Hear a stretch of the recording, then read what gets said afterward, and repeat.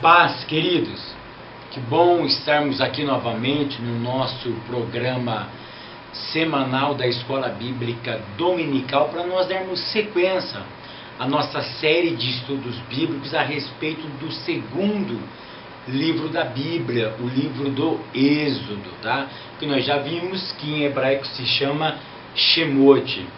Nós chegamos na lição de número 12, tá?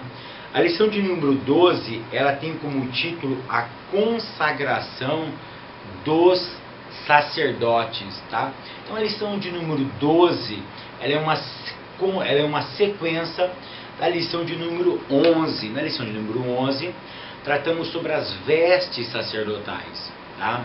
Agora no capítulo 12, nós vamos tratar, tá? Na lição de número 12, nós vamos tratar sobre a consagração, um método, como que se deu ou se dava a consagração dos sacerdotes. Então você já abra a sua Bíblia no livro do Êxodo, capítulo de número 29, do verso 1 ao verso 12. Tá? Se você puder, querido, ler todo o capítulo 29. Por quê? O capítulo 28 fala sobre as vestes. E o capítulo 29 inteirinho fala sobre o quê? O método da consagração. Então, se você puder ler o capítulo 29 inteiro, tá? A nossa leitura bíblica em classe ela é apenas do verso 1 ao verso de número 12, tá? Mas é todo o capítulo 29, ok? Queridos, eu quero agradecer os irmãos que se disponibilizaram em ajudar-me, tá? Para mexer no meu blog, tá? Foram muitas e muitas pessoas mesmo que enviou mensagem para mim se disponibilizando. Que o Eterno abençoe a todos, querido. Qual foi o meu critério? Eu peguei uma pessoa mais próxima, tá? Da minha casa, da onde que eu moro, tá?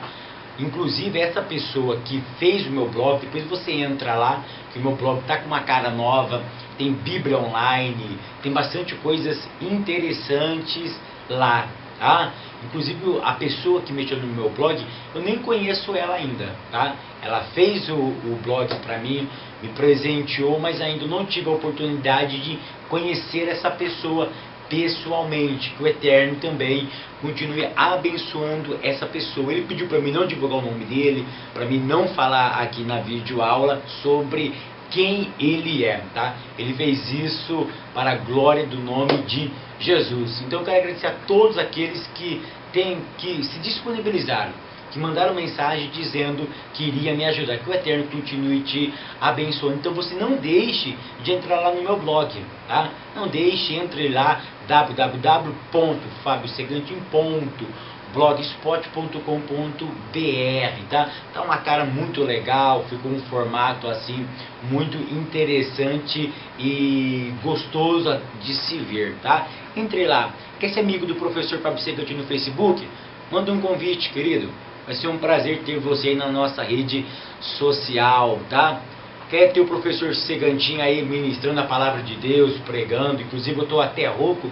Eu acabei de vir de uma cidade nossa aqui vizinha, onde eu estava ministrando a palavra de Deus na sede de Perus de Montemor. Estou até um pouco rouco, uma voz cansada, porque nós estávamos ministrando, acabei de ministrar a palavra de Deus, vim correndo e estou gravando essa videoaula. Então, quer ter o professor Fábio Segantin aí?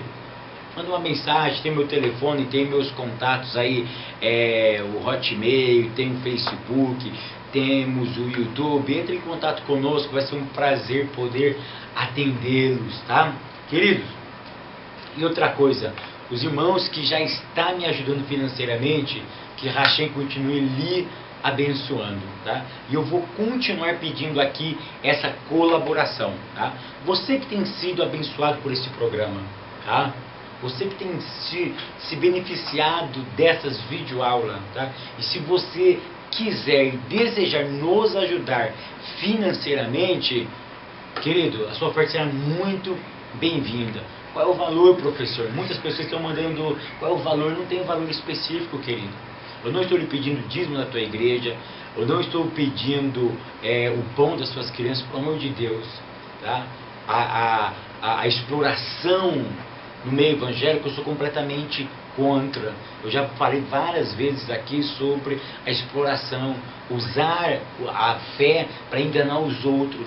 A oferta, ela é bíblica. A ajuda, ela é bíblica, tá? Mas o que é antibíblico é a exploração. O que é antibíblico é o abuso. Eu não estou aqui para fazer essa exploração da fé. E nem estou também negociando a fé. Eu estou dentro de um preceito bíblico. Então, se você desejar em abençoar o professor Fábio Segantin, eu vou deixar aí nas descrições do YouTube a minha conta, você esteja nos ajudando, amém? A consagração dos sacerdotes. Quero começar a aula respondendo a uma pergunta. Muitas pessoas me perguntaram essa semana, professor Fábio, o sacerdote é o pastor da minha igreja? Tá? Eu vou trocar o pastor por líder, tá? Porque hoje nós temos pastores, nós temos bispos, bispas, nós temos apóstolos, reverendos, nós temos patriarca, hoje nós temos até já um patriarca aqui no Brasil, tá? Então eu vou usar a expressão líder, tá? O líder da minha igreja é o sacerdote?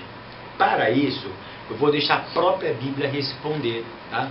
Você pode abrir a sua Bíblia no livro das Revelações, no livro do Apocalipse, capítulo de número 5 e o verso de número 9 e 10. Nós vamos ler esse texto e esse texto vai responder se o teu pastor, ele é ou não é um sacerdote, ok? Apocalipse, capítulo de número 5, verso 9 e 10. E cantavam um novo cântico, dizendo: digno és de tomar o livro e de abrir seus selos, porque foste morto, e com teu sangue, está falando de Jesus, e foste morto, quem aqui foi morto? Jesus. E com teu sangue compraste para Deus homens de toda tribo, língua, povo e nação. Qual era a finalidade dessa compra de homens para Deus? Resposta no verso 10. E para o nosso Deus o fizeste reis e sacerdotes, e eles reinarão sobre a terra. Então o próprio texto responde: quem são os reis e sacerdotes? Quem são os sacerdotes na atualidade? Querido, preste atenção no que eu vou dizer. Você que me assiste, jovem, irmão, irmã, você é um sacerdote. Fábio, mas nós aprendemos que não. Querido, nós temos que colocar uma coisa na nossa cabeça. Nós temos a mente católica. O nosso país foi colonizado pelos católicos. Nós fomos catequizados por ele. Ou seja, a cultura nossa ela é completamente católica. E o catolicismo, ele ressuscitou o sacerdócio. De que forma? Os romanos entendiam de que o perdão de Deus passava pelo sacerdote. Eles entendiam que a cura passava pelo sacerdote. E observa que esse conceito romano, ele está entrando, ou ele está sendo ressuscitado pelas igrejas evangélicas, ou melhor dizendo, por algumas igrejas evangélicas. Por quê? Porque eu já vi pessoas dizendo a seguinte expressão: eu preciso ir em tal pastor, porque aquele homem, a cura passa por ele. Irmãos, isso é antibíblico. A cura não passa por nenhum homem. O perdão dos pecados não passa por nenhum homem. O perdão dos pecados, ele passa por quem? Pelo Senhor Jesus. Paulo disse isso: só existe um mediador entre os homens e Deus, Jesus Cristo, o homem. Então essa ideia de que os milagres passam por um homem terrestre é anátema. Que o sacerdócio, tá, ele está fixado em nenhum ser, está completamente errado. Essa teologia, ela é antibíblica. Você que me assiste é um sacerdote. Paulo diz o seguinte, que os chefes de casa, os pais, no texto diz o marido deve assumir a função sacerdotal, ou seja, olha que interessante, o pai de família dentro da sua casa tem a responsabilidade de fazer o papel sacerdotal. Então observa, baseado no livro de Apocalipse, capítulo 5, no verso 9 e 10, tá? Todos nós somos sacerdotes. É claro que eu não estou aqui desmerecendo a figura pastoral.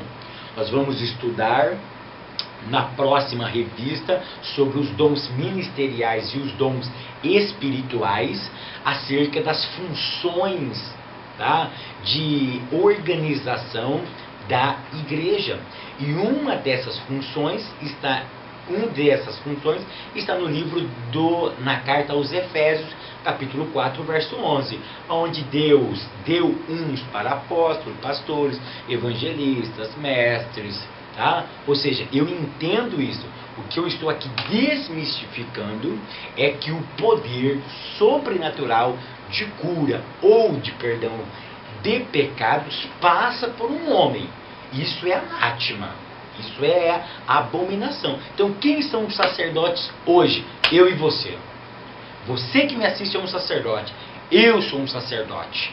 Por quê? Porque o véu foi rasgado. E se o véu foi rasgado, você agora pode dobrar o seu joelho, ou você pode conversar com Deus aí e entrar no lugar santo do santo e ter a sua vida abençoada, ter a tua vida renovada em nome de Jesus. Então você não precisa passar por nenhum homem. Nenhum homem vai ligar você e Deus. Você tem essa responsabilidade e esse dever, porque o véu foi rasgado de alto a baixo. E hoje nós temos um livre caminho de acesso ao eterno. Ok? Então está respondido essa questão. Tá? A consagração do sacerdote. Tá? Como que se dava essa consagração? Eu quero dividir o método da apresentação, tá, em 5 partes. Tá? Como que era? Vamos dividir essa consagração em 5 etapas. Primeira etapa, nós chamamos de ablusão. O que é isso, Fábio? Ablusão é um ritual de purificação. Então, a primeira etapa era um rito de purificação que tinha a água como elemento simbólico de purificação. Eu quero deixar bem claro isso. Tudo que nós temos nos textos sagrados era símbolos para ensinar o que? Conceitos, querido.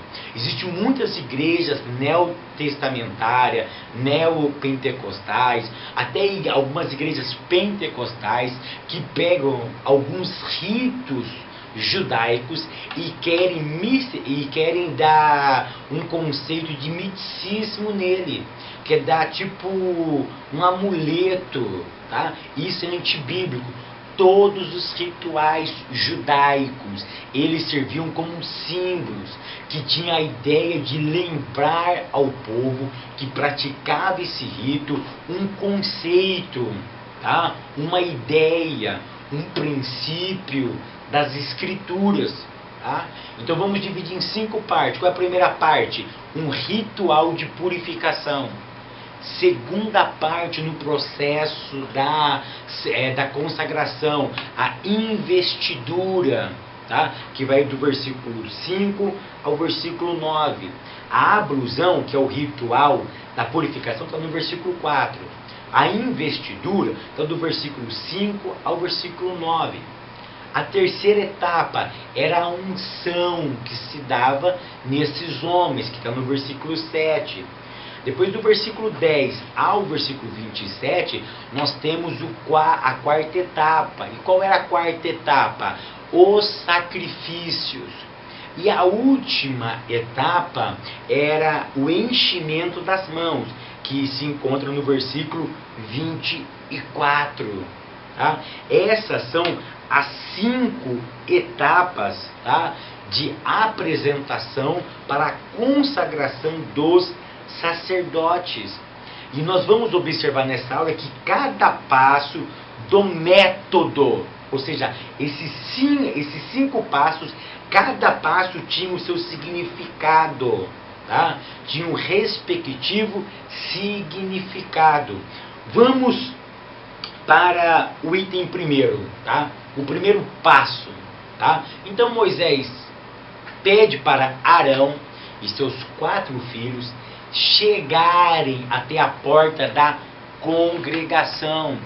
Mas antes de chegarem perto da porta da congregação, tinha um detalhe. O versículo 1, 2 e 3 vai falar sobre os elementos que deveriam ser levados para a porta da congregação. Se nós observarmos o versículo 1, o versículo 2 e o versículo 3, vai falar como que deveria ser o processo da preparação antes da consagração dos sacerdotes. Quais eram os ingredientes preparatórios? Tá? Eram basicamente 3. Tá? Tinha os animais, tinha o bolo e tinha os biscoitinhos, vamos dizer assim. Nos animais, eram 3 animais. Era um novilho e 2 carneiros. Tá? E os cereais, era um pão, tá? Sem fermento, que a Bíblia chama de pão asmo, tá? Pão em hebraico lechem, e a palavra sem fermento, ou um pão sem levedura, era um matzah, tá? Que nesse texto é o lechem matzot, que é o pão sem fermento. Por quê? O fermento na Bíblia lembra de corrupção espiritual. Então, nesse processo, aonde se dava a consagração, não poderia ser feito um pão levedado. O pão tinha que ser sem fermento, para lembrar o que? A ausência da corrupção do pecado. Porque esse pão, nós vamos ver mais à frente, seria oferecido ao Eterno. Então, quais seriam os ingredientes? 3 animais, um novilho e 2 carneiros. Tinha que ter pão sem fermento, tá? Era um pão grosso. Depois tinham também pequenas tortas muito finas, tá? Feita também de farinha, mas misturada com azeite, tá? Tinha que ser misturada com azeite. Então era a torta também sem o fermento, mas era misturada com azeite. Deveria colocar todas essas tortinhas, esses pães, dentro de um cesto, tá? E levar de um lado o cesto e do outro lado levar os animais. O que eu aprendo aqui, professor Fábio? Eu aprendo que antes de nós prestarmos um serviço a Deus, nós precisamos nos preparar. Não existe consagração sem preparo. É isso que o texto está querendo nos ensinar. Não existe, vou repetir, não existe consagração sem preparo. Para nós prestarmos qualquer serviço para Deus, precisamos antes nos preparar. O que você está fazendo agora me assistindo? Se preparando para dar a sua aula. E Deus se agrada disso, querido. Infelizmente nós temos alguns professores, ou muitos professores, que não é o caso de vocês, tá? Que não buscam auxílio, que não se preparam antes de ministrar um serviço a Deus. Querido, olha que vocês têm uma grande responsabilidade e que Hashem continua ali abençoando, porque vocês estão prestando um serviço para Deus. E esse serviço que vocês prestam a Deus tem uma recompensa. E se ele vem antecipado com preparação, Deus, ele recebe essa consagração tua, ele recebe esse serviço teu.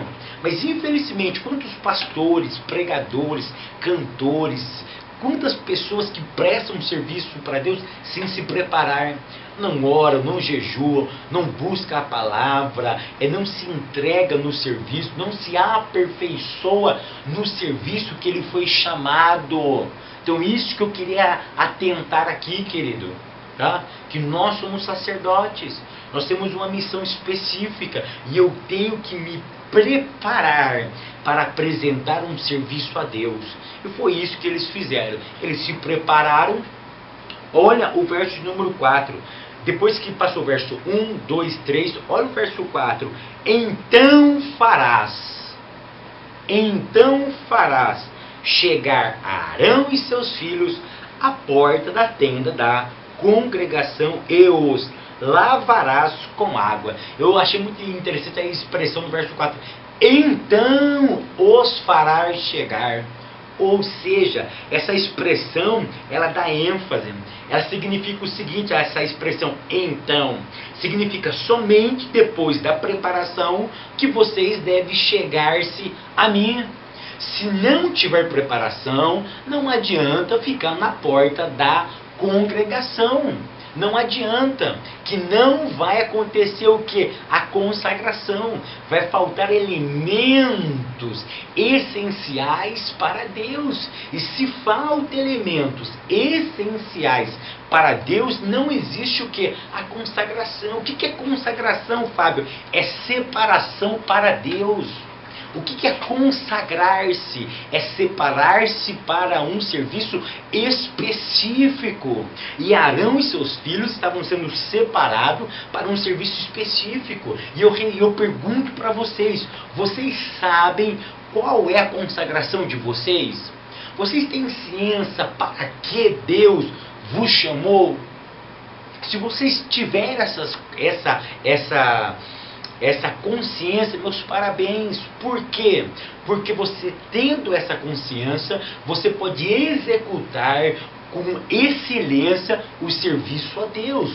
Infelizmente, algumas pessoas, por não saber exatamente a sua consagração, a sua separação para o ministério, que fazem a obra relaxadamente. Mas se você sabe da sua responsabilidade, da sua consagração, e se você também não executa, tá, o serviço para que você foi proposto, a Bíblia diz que você está pecando, porque você faz a obra relaxadamente, e aquele que faz a obra relaxadamente, existe um peso de Deus sobre a vida dele, tá? Então o texto diz, então, ou seja, depois de ter preparado as coisas para se apresentar diante de mim, aí você pode chegar perto, em frente da porta da tenda da congregação. Então era isso que eu queria começar a minha aula falando sobre a preparação, queridos, tá?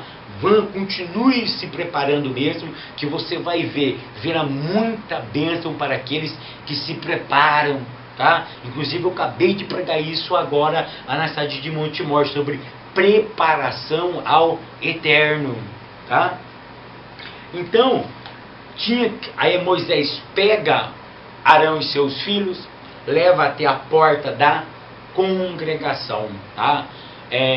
Tenda da congregação, em hebraico tenda é Ohel, e congregação é Moed, tá? Então, Ohel Moed, tá? Então eles chegaram na entrada, tá, do tabernáculo, da tenda da congregação, e eles aí iriam começar o processo da consagração. Deixa eu falar uma coisa aqui, querido. A consagração, a separação para um serviço na obra de Deus é um processo. Isso eu quero deixar bem claro. É um processo. Isso não acontece da noite para o dia. Ah, fui consagrado aqui a pastor. Fui consagrado aqui, fui consagrado a evangelista. Fui consagrado aqui, fui consagrado a diácono. Ei, isso já tinha acontecido. O que aconteceu foi um reconhecimento dos homens, para que você possa exercer agora a sua função que você já vinha praticando, porque ninguém passa a ser pastor da noite para o dia. Ou seja, são características que você já possuía da parte de Deus, tá? Que os homens agora passaram a quê? Passaram a reconhecer através da sua comunidade. Tá? Então a consagração ela é um processo. E o início dessa consagração dava-se na porta da entrada, tá, da tenda da congregação. Tinha uma bacia, que nós já estudamos em aulas anteriores, tá? A pia de bronze. E nessa pia tinha o que? Água. Tá? E o primeiro passo, então, ele tinha que fazer o que? Ele tinha que se purificar com água. Quero deixar um detalhe aqui, tá? Que depois, conforme o tempo foi passando, o sacerdote, quando ele entrava no templo, no lugar santo, ele tinha que fazer algumas coisas, tá? Antes de ele entrar no santo, o que ele tinha que fazer? Ele fazia um sacrifício. Depois do sacrifício, ele lavava a mão e os pés. No episódio da consagração dos sacerdotes, presta atenção no que eu estou dizendo, na consagração, no capítulo 29 do livro do Êxodo, não houve a lavagem da mão e dos pés. Não houve. Por quê, Fábio? Essa consagração ela tinha que ser imersa. O Targum de Jonatas, ele diz que os homens, Arão e seus filhos, passaram por cerca de 40 bacias de água. O que eu quero salientar é o seguinte, que aqui tinha que ter a purificação inteira do corpo.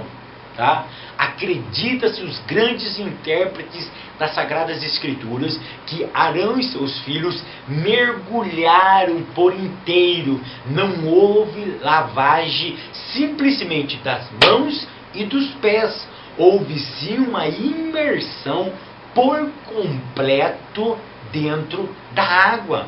Por quê? Porque, como eu disse, isso era um símbolo.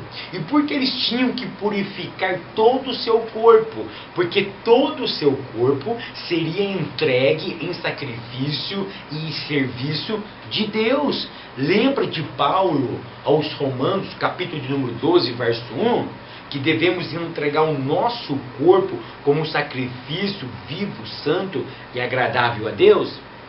Jesus disse isso lá no livro de João capítulo 13, quando ele disse para os discípulos que a purificação tinha que ser por inteiro, a água tinha que banhar o corpo inteiro. Então eu acredito pessoalmente, baseado em muita história, em muito estudo, que nesse episódio da consagração houve a lavagem por inteiro.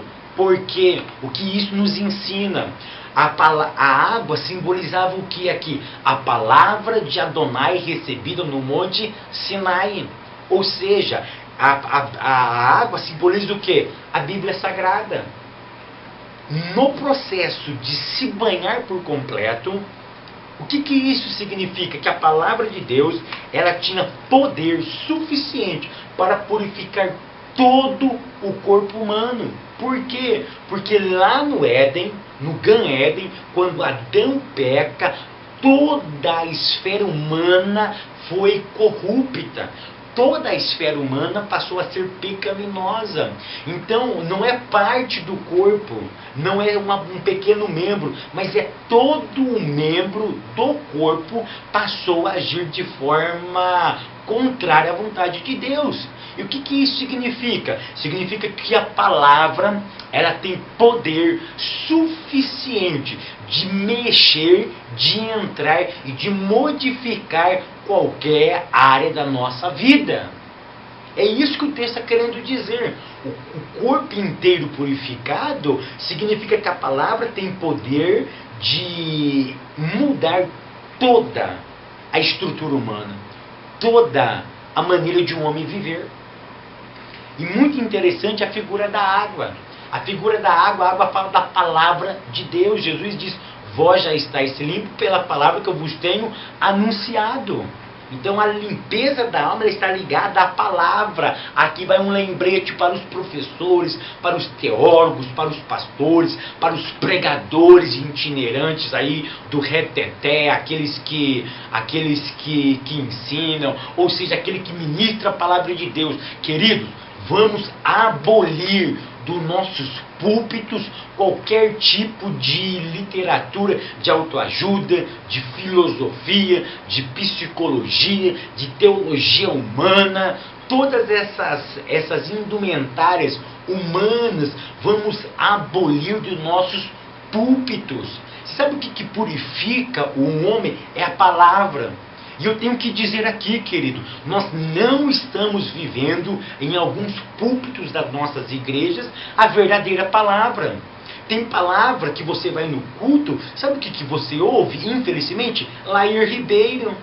Sabe o que você ouve? Muitos autores aí, que eu não quero falar o nome aqui, mas o camarada lê o livro de autoajuda de algum desses psicólogos, filósofos, desses caras de autoajuda, que faz palestra, ele traz dentro para a igreja. E a igreja entra em euforia, ou seja, ele mescla palavra com autoajuda, palavra com filosofia. Querido, não estou dizendo que essas ferramentas ela não servem. O problema é você priorizar ela no seu culto. O que deve ser priorizado no culto? A palavra de Deus.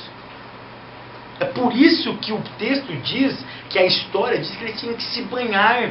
Vamos voltar à palavra nos nossos púlpitos, querido.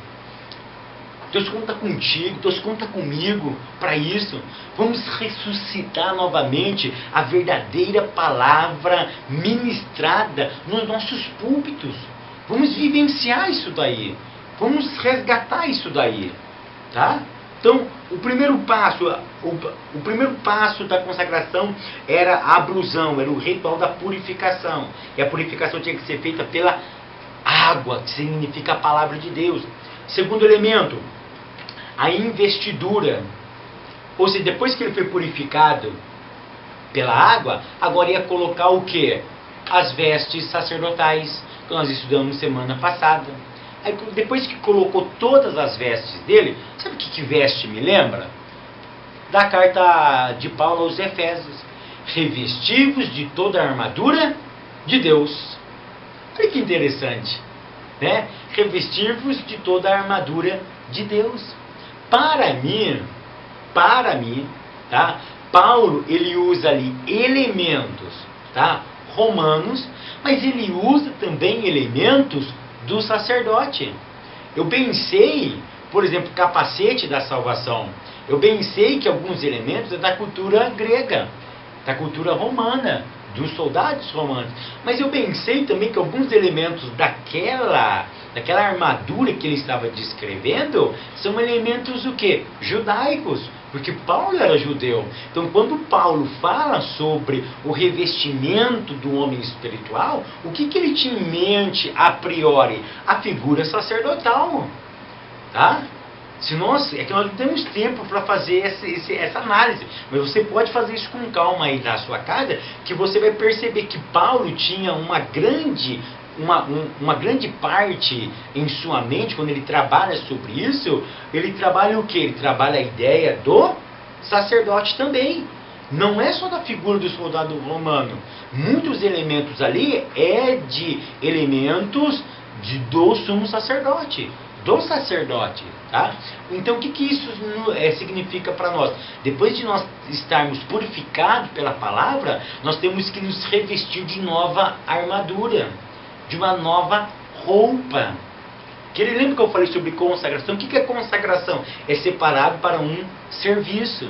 Agora você está com uma roupa diferenciada, uma roupa que te identifica com o serviço que você irá prestar ao reino dos céus. Depois que você está com essa roupa, o que faziam com o sacerdote? Derramava, versículo 7, do capítulo 29 do livro do Êxodo, derramava óleo da unção, tá? Sheman, derramava óleo nele. E se você dá uma olhadinha no Salmo 133, você vai ver isso. Você vai ver a figura, tá, de Arão sendo banhado por completo, tá? O que o óleo simboliza? O óleo simboliza a unção do Espírito Santo de Deus. Então, querido, o que nós aprendemos aqui? Nós aprendemos o seguinte: você foi separado e Deus te deu uma roupa específica. Eu vou fazer uma alusão aqui, e vocês me perdoem se eu assim viajar demais, tá? É mais ou menos igual uma empresa. Você entrou na empresa, você tem uma veste nessa empresa, que essa veste na empresa te identifica qual departamento você é, qual é a sua função, e você recebe um crachá. Esse crachá te identifica quem você é. Na obra de Deus é a mesma coisa. Eu sei que não existe na obra de Deus hierarquia, mas o que existe são funções específicas. E dentro dessas funções específicas, você não consegue executá-las se você não tiver o que? A unção do Espírito Santo de Deus. Infelizmente, nós estamos vivenciando pregadores que aprendem retórica, que faz curso de homilética, e eu não sou contra, porque no centro teológico que eu sou professor, eu também sou professor de homilética, eu já ensinei a arte de pregar, mas tem pessoas que se fixam só nisso. Ele aprende só oratória, só retórica, para dominar a sua plateia, porque lhe falta unção, lhe falta graça. Lembra daquele texto de Zacarias? Nem por força e nem por violência, mas pelo meu espírito, diz Adonai. Ou seja, como nós venceremos na consagração, no serviço que nós estamos agora investido por Deus, se não for através do Espírito Santo de Deus? Então nós, querido, como sacerdotes de Deus, nós devemos ter isso em mente. Precisamos do Shemen de Adonai, precisamos do óleo de Deus, precisamos do óleo da unção. E deixa eu dizer uma coisa aqui: não vá na onda dessas novas unções. Querido, novas unções não existe. Unção da largatixa, irmão, para com isso. Vamos para de meninos. A unção do riso é a unção do diabo, querido. Isso é um modismo entrando dentro das igrejas. O que a Bíblia, ela dá ênfase, o que ela sempre fala, ela fala de uma renovação. Ou seja, nós temos o Espírito dentro de nós, mas algumas atitudes que nós fazemos, nós entristecemos o Espírito que nós estamos selados. Olha para Abacuque. Abacuque pediu um reavivamento. Ele pediu para que o Espírito Santo tomasse novamente liberdade no meio do povo. Ele não pede uma nova unção. Ele pede que o Espírito voltasse a trabalhar na vida do povo de Israel. Mas ele não pede, em hipótese alguma, uma nova revelação, uma nova unção. Nós estamos avacalhando, querido. E nós estamos, irmãos, os irmãos pregam aqui hoje, eles falam: irmão, eu estou com uma nova revelação. Aqui nós vai descer hoje uma nova unção nada. Você pode ser renovado, mas nova unção não existe. Vamos tomar cuidado com isso. Vamos tomar muito cuidado com essas expressões. Não precisamos de nova unção, precisamos de reavivamento. Nós precisamos voltar às origens. Nós precisamos orar mais. Nós precisamos jejuar mais. Nós precisamos ler mais a palavra de Deus. Nós precisamos nos santificar mais. Nós precisamos se entregar mais a Deus, para que o Espírito Santo de Deus tenha mais primazia sobre as nossas vidas. Nós não podemos admitir essas heresias entrando dentro da igreja. E eu dou graças a Deus que tem homens que combatem. Eu sou apenas uma gotinha no oceano. Tem homens muito mais gabaritados, muito mais requisitados nessa nação que tem combatido. E nós vamos também combater aqui. Não vamos deixar a igreja entrar por esse caminho. Se você tem entrado por esse caminho, querido, olha, é hora de rever conceitos. Fabio, mas você nunca viveu, nunca sentiu isso que eu talvez já senti. Querido, o Espírito Santo ele faz coisas que a gente nem imagina. Eu sou pentecostal ao extremo. Eu acredito no fogo, na língua estranha, eu acredito em revelação, eu acredito na manifestação do Espírito Santo, mas eu não acredito numa nova unção. Eu não acredito que eu preciso ficar parado numa parede, ou eu preciso ter um ataque de riso. Tá? Isso é um modismo. Isso são novidades para atrair crentes, são marketings evangélicos. Olha para mim, a igreja não está precisando de marketing. Não estamos precisando de uma publicidade gospel. O que nós estamos precisando é que voltemos à verdadeira palavra. Porque essa palavra ela cura, liberta e ainda leva o homem para o céu. Essa mensagem aqui, que Daniel Berg e Gunnar Wingren pregavam no início das Assembleias de Deus. Aquela mesma mensagem, ela vigora ainda hoje. E se nós pregarmos aquela mesma mensagem, nós veremos os nossos cultos sendo mudados, sem precisar de inovações espirituais nas nossas igrejas. O quarto elemento, então eu vou ficar bravo aqui, né? O quarto elemento, agora entra a ideia do sacrifício. Tá? O primeiro animal a ser sacrificado era o novilho. Por que tinha que ser sacrificado? Pelo pecado de Arão e dos seus filhos. Tá? Sempre quando Arão e seus filhos fossem apresentar, tá, diante de Deus, eles tinham que fazer primeiro um sacrifício para eles. Tá? Quem é? Aí vem uma pergunta. Quem fez esse sacrifício? Tá? Foi Arão? Foi seus filhos? Não foi Arão nem seus filhos. Quem é que fez? Moshe. Aí me perguntaram essa semana, Moisés era sacerdote? Não. Ah, mas ele fez sacrifício. Ele não era. Ele não era. Ele fez a função sacerdotal naquele momento, mas ele não era, ele não participou da consagração. Ou seja, alguém precisava. Preste bem atenção no que eu vou dizer aqui. Quando Moisés, ele faz o sacrifício, tá, dos animais, para que Arão e seus filhos participassem, ele estava representando Adonai. Era como se Adonai estivesse dando investidura, estivesse nomeando Arão e seus filhos para o sacerdócio. Vou repetir, Moshe estava na qualidade de representante de Adonai. Ele estava representando Deus. Era como se Deus estivesse, através de Moshe, nomeando Arão e seus filhos para o sacerdócio. Ok? Tranquilo até aí? Então vamos lá. Então Moisés faz aquele sacrifício. Esse primeiro sacrifício era para quê? Era para os pecados deles. Eles colocou a mão em cima do novilho, tá? Então, Arão e seus filhos colocaram 5 mãos, tá, na cabeça do novilho. O que isso significa? Significa identidade. Ou seja, eles estavam se identificando com aquele novilho. Eles estavam agora se identificando com ele. Ok? O que acontecesse com aquele novilho, tá, passaria a acontecer com eles. Tá? Outros vão dizer que a imposição de mãos era transferência de pecados.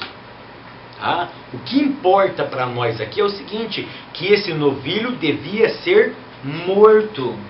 Tá? Que depois que eles colocassem a mão em cima desse animal, esse animal passaria a ser maldito.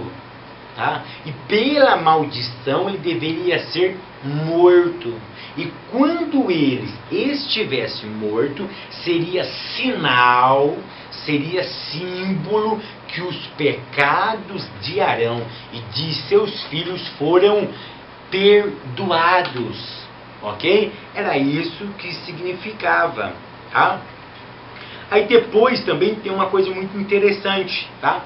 Que o sangue desse primeiro animal, era pegado por Moisés, e Moisés pegou o sangue desse animal imolado, do primeiro animalzinho, do novilho, e colocou na ponta do altar.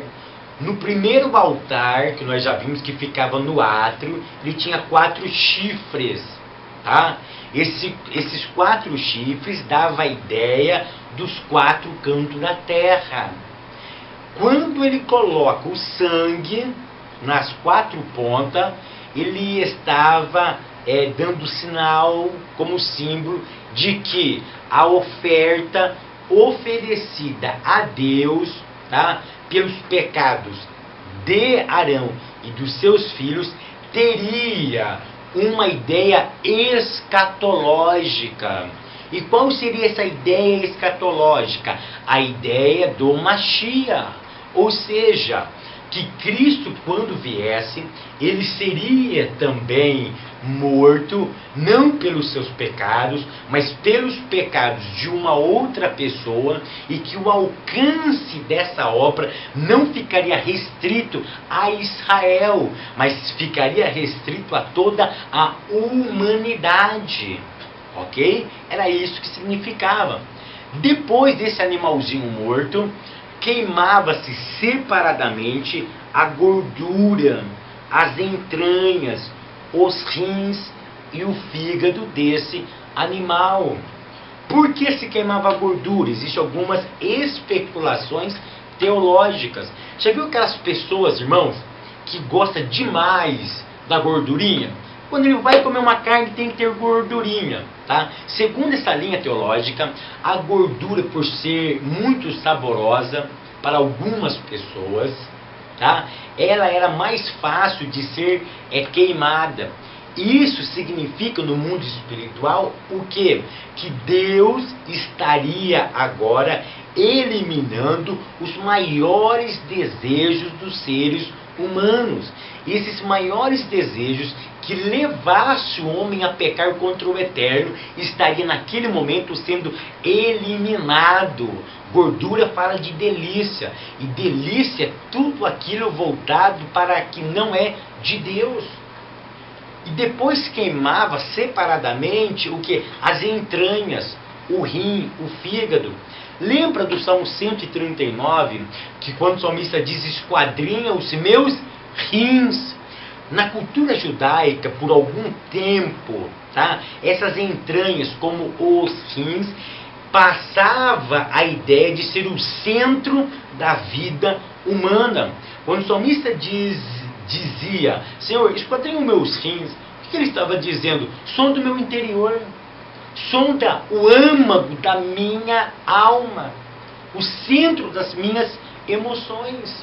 Então o que significa isso daqui? Significa o seguinte, que o centro das emoções humanas estava sendo eliminado naquele instante. Sabe do que eu me lembro? De Paulo escrevendo aos Gálatas: não vivo, mas eu. Ou seja, não vivem mais os meus rins. Olha a interpretação que eu estou fazendo, tá? Nós chamamos isso em hebraico de midrash, né? Olha que interessante. Não vivem mais as minhas entranhas.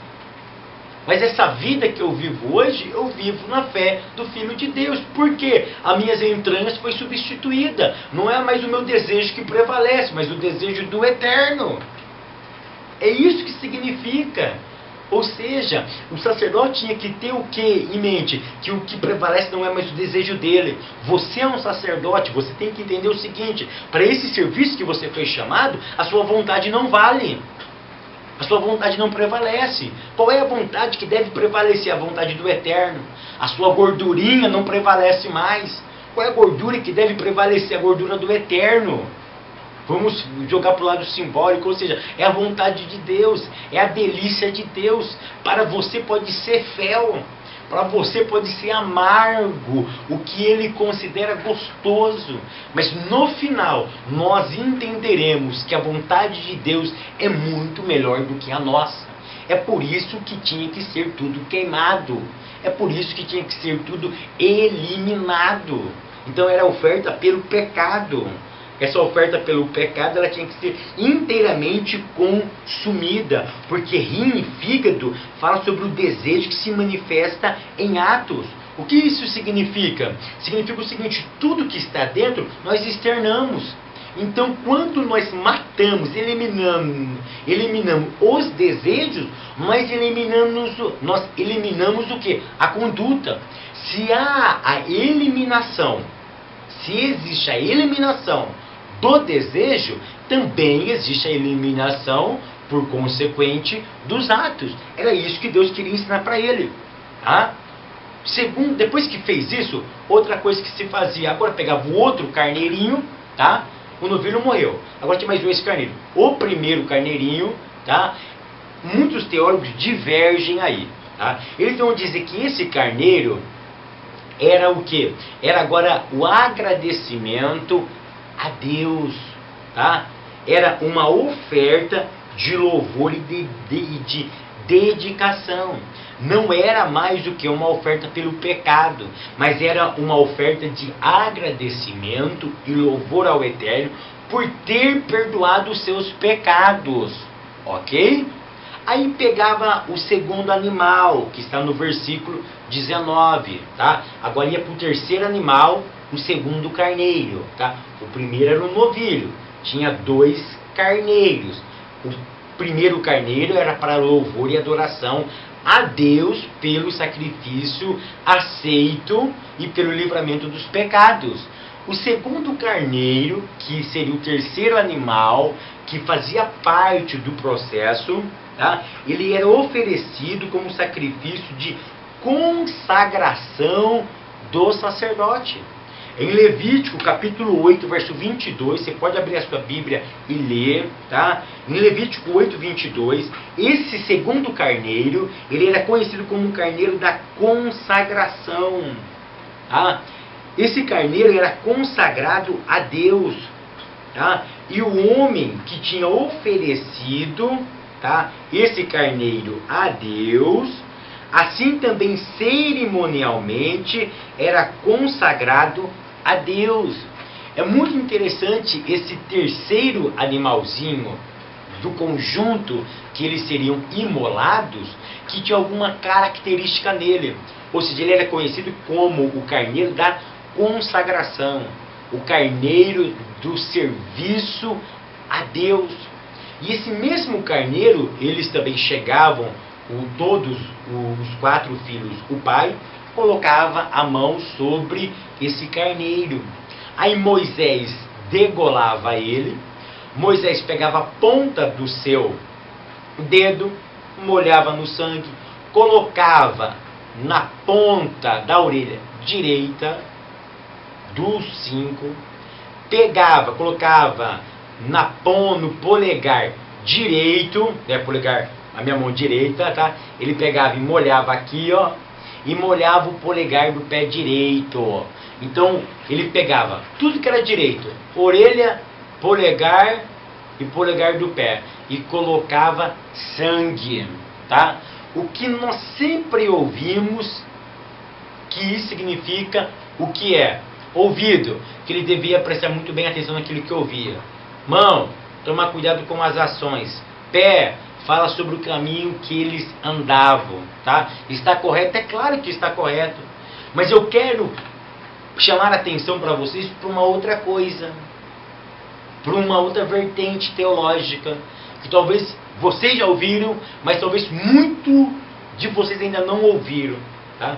O sangue colocado aqui, no polegar direito e na mão direita, sabe o que significa? Também estava protegendo os sacerdotes de toda ação maligna. Porque, lembra do sangue? O sangue foi colocado nos umbrais da porta, o anjo da morte passava e ele não entrava. Sangue fala de proteção.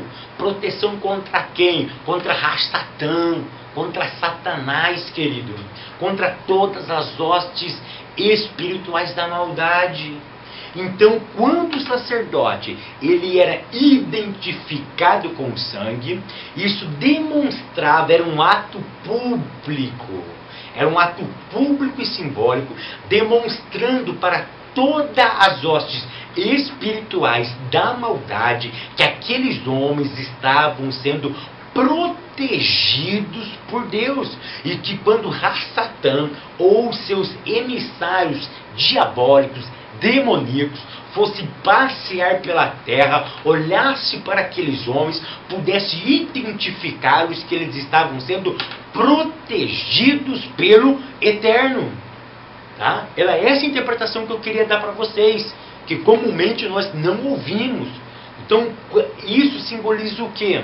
Pode simbolizar também tudo isso que nós falamos, mas pode simbolizar também proteção contra as hostes espirituais da maldade. Era uma identificação para o mundo espiritual que eles agora tinham sido protegidos pelo sangue do Cordeiro. E o sangue do Cordeiro, a Bíblia nos diz, que nos purifica de todo o pecado, e também ele é capaz do que? De nos livrar da condenação eterna. Todos aqueles que abraçarem o sangue, a morte vicária de Cristo, jamais provarão a morte e o inferno, e o maligno não os tocarás.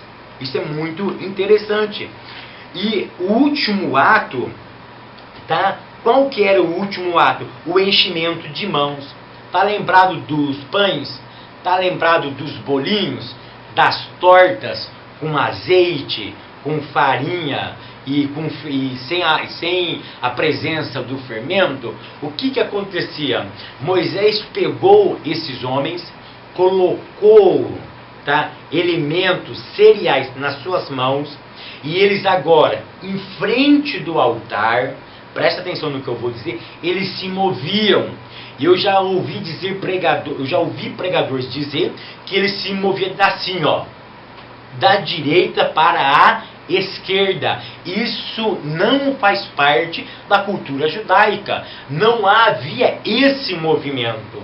Direita, esquerda. Qual era o movimento que eles faziam? Para frente e para trás. Para frente e para trás. Você já viu na televisão, lá no Muro das Lamentações, aqueles judeus ortodoxos, do chapeuzinho preto, com os cabelinhos trançadinhos aqui, eles ficam assim, ó. Era esse o movimento que Arão e seus filhos fizeram. Eles pegaram, querido, presta atenção, eles estavam com as suas mãos cheias, aqui, a mão cheia, e eles faziam esse movimento, ó. Esse movimento. Para quê? Para mostrar a Deus, para chamar a atenção de Deus, para Deus se importar com eles. Olha que interessante. Eles estavam agora agradecendo a Deus pelo ministério que Deus tinha dado a eles. Eles estavam oferecendo a Deus parte agora do seu ministério. Era como um agradecimento, era como se eles estivessem dizendo: Deus, muito obrigado pelo meu chamado, e a partir de hoje toma conta do meu chamado. Ou seja, é agradecimento pela sua vocação. Você já agradeceu a Deus pela sua vocação? Você já agradeceu a Deus pelos seus alunos da escola bíblica dominical? Você já agradeceu pela tua congregação? Você já agradeceu pelo ministério que Deus lhe deu? Se você não agradeceu, agradeça. Mova-se, movimenta-se, enche a tua mão. Outro princípio: ninguém pode chegar diante de Deus de mãos vazias. Viu que eu disse no começo que precisava ter uma preparação? Para que essa preparação? Porque tem que apresentar alguma coisa a Deus. Se eu não tenho nada, querido, é um grande problema. Eu preciso ter alguma coisa para apresentar a Deus. E eles tinham agora elementos já preparados.